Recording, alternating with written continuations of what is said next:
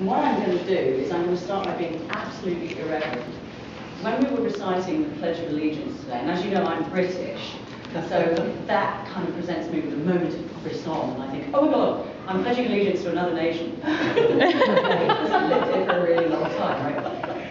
My son, when he was a boy, had a great deal of difficulty absorbing the Pledge of Allegiance. He kept getting the words wrong, and in particular, he used to say, one nation, under God, under dog, with lavatory and justice for all. And I thought of it just when we were doing it. I was like, oh yeah, Greggy totally used to do that.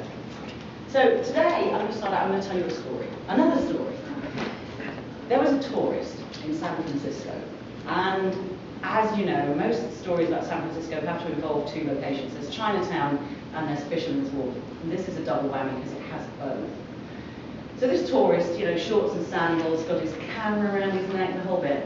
He goes into an old curiosity shop on a street corner in Chinatown, and he browses around some of the items, the kind of stuff that you get in Chinese souvenir stores.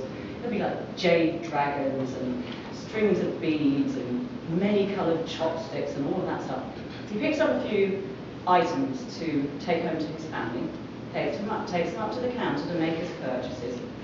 And there's a wizened old man behind the counter. Next to the wizened old man is a bronze statue of a rat. And it is a really beautiful, lifelike statue. It's hard to imagine a God-habit item that is actually a rat, but this was one.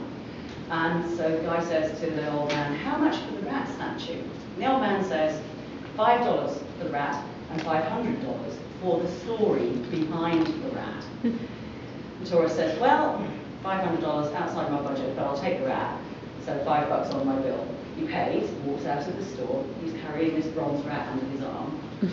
And as he walks down the street, he hears a rustling sound, and he notices behind him that live rats are coming out from storm drains, dumpsters, they're shimmying down drain pipes, they're peeking out from behind the tyres of parked cars, and they're building into a phalanx of rats following him. And he becomes a little bit unnerved. He's thinking, oh, eager rat, everybody hates rats. Ah!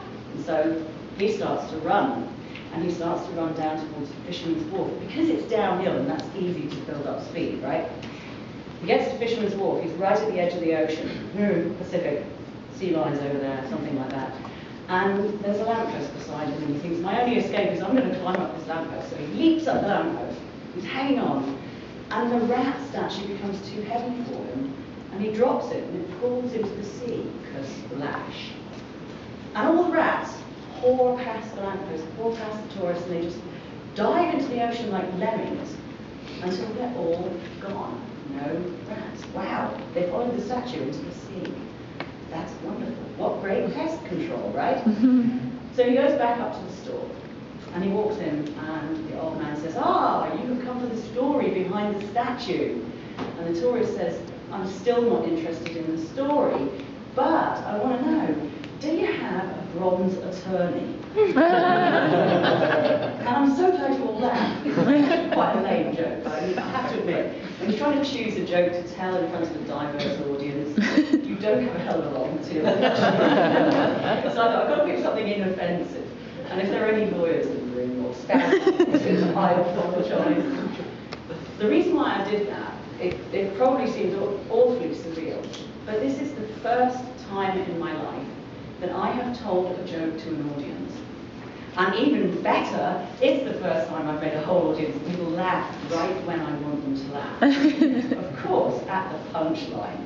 So I'm going to use that to lead into why did I join Toastmasters? And of course, as Sarah pointed out, the reason why I joined Toastmasters was because I wanted to be able to stand up confidently in front of a group, with no notes, by the way, look, no notes, and say things that will interest you, and also much of my priority is I want to make people laugh, because that's a very powerful thing to be able to do. So I met a challenge today, and Toastmasters enabled me to do that. Contrary to popular opinion, I am not a confident person. I am actually a stewing cauldron of self-doubt and self-flagellation. And it's extremely difficult for me to get up in front of a group of people and present.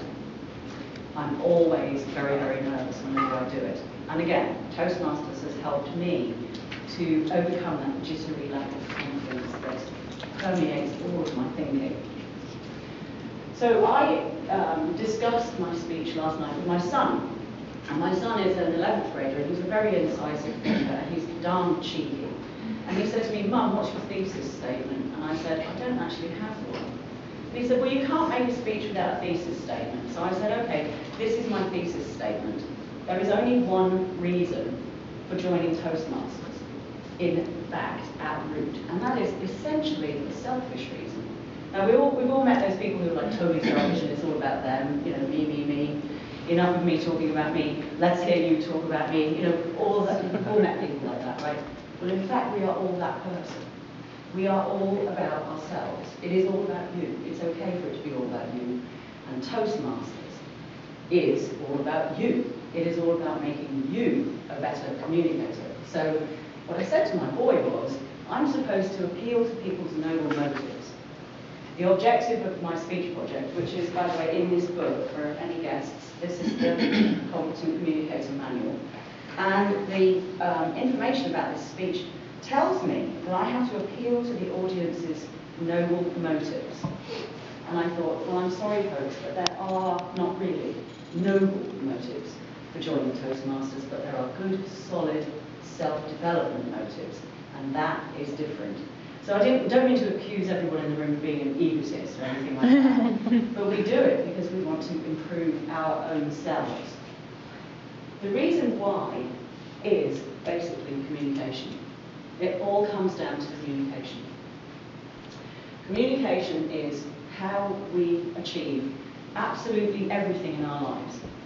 Everything that you do involves communicating, it involves persuading, it involves dialogue, but it's all communication. If you can't communicate, you basically can't do anything.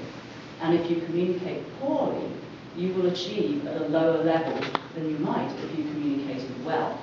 And so Toastmasters, if you join it and you follow the program and you are invested in the educational materials, it will make you a better communicator. I can say that without any doubt whatsoever. It will make you a better communicator. And you will walk away from your meetings having learned something about how to present yourself and communicate better. So I want to leave you with the thought that communication enables you to advance your personal motives, period. And if you join Toastmasters and you become a better communicator, you will be more successful. And that is about the best inspiration I think I can give anyone. So there you go.